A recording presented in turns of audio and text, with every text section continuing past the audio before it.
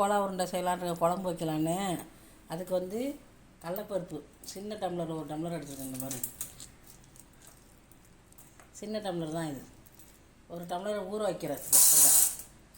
ஊற வச்சுட்டு இஞ்சி பூண்டு நம்ம குழம்புக்கு இந்த உருண்டைக்கு போடுறதுக்கு தான். பச்சை மிளகா, தக்காளி, வாழைப்பூ வந்து உங்களுக்கு ஆஞ்சி காமிக்கணும்னு தான் அதை வச்சேன். இந்த பாருங்க, இதில் உள்ள நரம்பு ஒன்று இருக்கும், இந்த மாதிரி இருக்கும். இது ரெண்டையும் எடுத்துருங்க. இது எடுத்ததுக்கு அப்புறமா நம்ம என்ன செய்யணும், இதை சும்மா ரெண்டு ஒன்றா கூட அரிஞ்சிக்கலாம், இல்லை அரியாட்டினாலும் பரவாயில்ல. இப்படி ரெண்டு ரெண்டாக அரிஞ்சிக்கிட்டாலும் சரி, அரியாட்டினாலும் பரவாயில்ல. அப்படியே போட்டு மிக்ஸி ஜாரில் தான் அரைக்கணும். காமிக்கிறேன். பல்லாரி 3 எடுத்துருக்கேன். குழம்புக்கும் எடுத்துருக்கிறேன், இதுக்கு போடுறதுக்கும். நான் செய்யும் போது காமிக்கிறேன். என்னென்ன பொருள் மட்டும் எடுத்துகிட்டு காமிக்கிறேன். வாழைப்பூ, இஞ்சி பூண்டு மசாலா, 3 பச்சை மிளகா, 2 தக்காளி பழம், கருவேப்பிலை, கொத்தமல்லி, 3 வெங்காயம் எடுத்துருக்கேன். பல்லாரி கொஞ்சோண்டு குழம்புக்கு தேங்காய் எடுத்துருக்கேன். அதுக்கு சோம்பு வைக்கணும். அதுதான் அதெல்லாம் இதை ஊற வச்சுட்டு நான் செய்யும் போது காமிக்கிறேன். அதில் கொஞ்சோண்டு போட்டிருக்கேன். இதில் உருண்டைக்கு கடலப்பருப்பு போட்டிருக்கேன் பாருங்கள். கோலா உருண்டை குழம்பு சொன்னால வாழைப்பூ, கடலப்பை ஃபஸ்ட்டு நான் கடலப்பருப்பு அரைச்சிக்கிறேன்.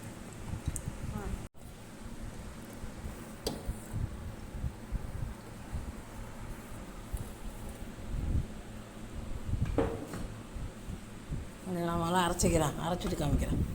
நான் ரொம்ப நைஸாக அரைக்காதீங்க. அதில் கொஞ்சம் வாழைப்பூ போட்டுக்கிறேன். நான் பாதி பாதியாக போட்டுக்கிறேன், கொள்ளாது. அதிலே கொஞ்சோண்டு உப்பு போட்டுக்கிறேன்.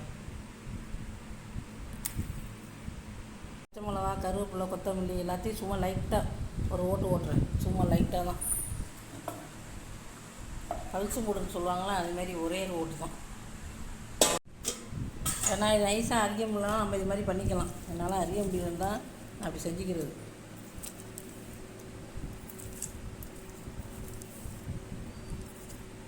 நான் உப்பு ஏற்கனவே மாவுலேயே போட்டுட்டேன்.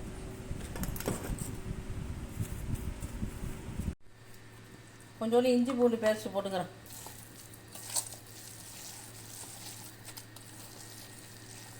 உப்பு எல்லாமே போட்டேன் பாருங்கள். இந்த மாதிரி பெசரி வச்சுங்க. நான் உருட்டி எண்ணெயில் போட்டு தான் வறுத்து போட போகிறேன். இட்லி தட்டில் வச்சு அவிச்சு போடலாம். குழம்புல சும்மாவும் உருட்டி போடலாம். இதை ஒன்றும் ஆகாது. இது மாதிரி உருட்டி சும்மா குழம்பு நல்லா கொதி வந்தாலும் போடலாம். நான் எண்ணெயில் போட்டு போட போகிறேன். இல்லைனா இட்லி தட்டில் அவிச்சிட்டு போட்டு பாருங்கள். தாளிக்க கொஞ்சம் எண்ணெய் ஊற்றிக்கிறேன். வெந்தயம் போடணும் வரும்.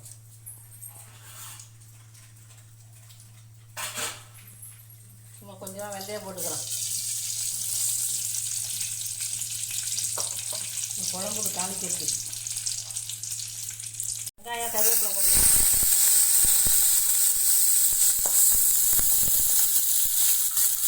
வெங்காயம், கருவேப்பிலை போட்டு கரைச்சிட்டு இதுக்கு புளி ரொம்ப ஊற்றாதீங்க. குருமா குழம்பு எப்படின்னா புளி தண்ணியாக தான் ஊற்றணும். இதே நம்ம கறி குழம்பு வைக்கிறோம்னா குருமா குழம்புலாம் அந்த மாதிரி வச்சுட்டு நீங்கள் போடலாம். நான் புளி குழம்பு மாதிரி தான் வைக்கிறேன். கொஞ்சமாக புளிங்க பாருங்க, அவ்வளோதான் வச்சுருக்கேன். புளியே இருக்குது. புளி இங்கே பாருங்க, அவ்வளோதான் வச்சுருக்கேன். எலுமிச்சை மிளகா அளவு, சின்ன எலுமிச்சை மிளகா இருக்கும், அவ்வளோதான். புளி ரொம்ப ஊற்றா நல்லாயிருக்கும். அதெல்லாம் வதங்கினோம்னா தக்காளியும் போட்டு செஞ்சு பாருங்கள் ஒரு நாளைக்கு. கோலா உருண்டையில் இதெல்லாம் நல்லாயிருக்கும். வாழைப்பூ திங்கே இருக்கும் பிள்ளைங்க, அதுக்காக தான் தக்காளி போட்டுக்கிறேன். இந்த மாதிரி வித்தியாசமாக ஒரு நாளைக்கு ஒன்று செஞ்சு கொடுத்தீங்கன்னா நல்லா சாப்பிடுங்க. விரும்பி தெரியாதுல இதுக்கு என்ன போட்டுக்கோங்க. இந்த மாதிரி வறுத்து சும்மாவும் சாப்பிட்லாம். இது நம்ம குழம்புல போடுறோம்னா அதுமாரி வறுத்து சும்மா வச்சு சாப்பிட்லாம். ஆனால் இட்லி தட்டில் வச்சு அனுப்பிக்கணும், அதெல்லாம் குழம்புல போடணும். சரி இப்படி பண்ணுவோம். எனக்கு தேவையான அளவு உப்பு போட்டுக்கலாம்.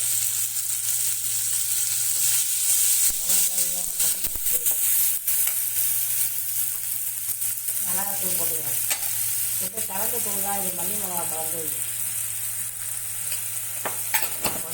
புளியை கரைச்சி ஊற்றிடுறோம்.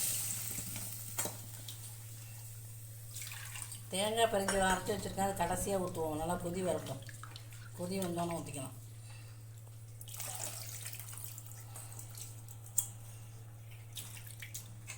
குருமா மாதிரி தான் வைப்போன்னு பார்த்தோம். நேற்றா நண்டு குழம்பு போயிட்டா சரி வேணாம், புளி குழம்பு மட்டும் வைப்போம். உங்களுக்கு எவ்வளோ குழம்பு தேவையோ அவ்வளோ தண்ணி ஊற்றி நல்லா கொதிக்க விடுங்க. நல்லா கொதி வரட்டும்.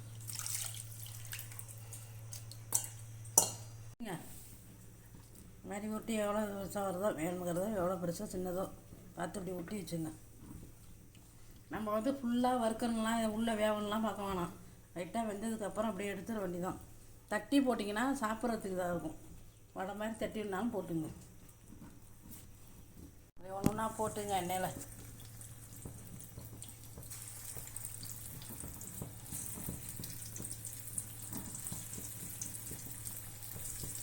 நமக்கு நல்லது வாழைப்பூ வாழைத்தண்டெல்லாம் இதெல்லாம் வீணாக்காமல் எப்படி செய்யணுமோ அது மாதிரி செஞ்சு சாப்பிடுங்க.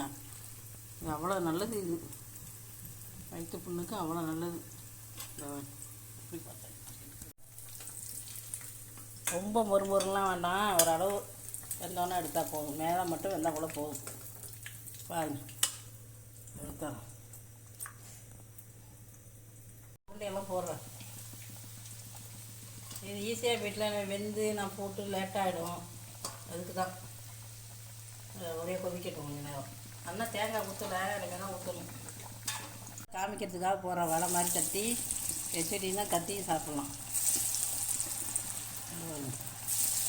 பொழுது பருப்பு வடையும் அதையும் சாப்பிட்றது இது அவ்வளோ உடம்புக்கு சத்து, கூட்டை கறிக்கிறது நல்லது. அடிக்கடி இந்த வாழைத்தண்டு வாழைப்பூ அதெல்லாம் நல்லா சேர்த்துங்க. இதெல்லாம் சாப்பிடுவோம். எந்த பிள்ளைங்க இப்போ திங்குறீங்க. தேங்காய் ஊற்றிக்கிறேன் பாருங்கள். தேங்காயும் சோம்பு வச்சு அரைச்சிருக்கேன், அதை ஊற்றிக்கிறேன்.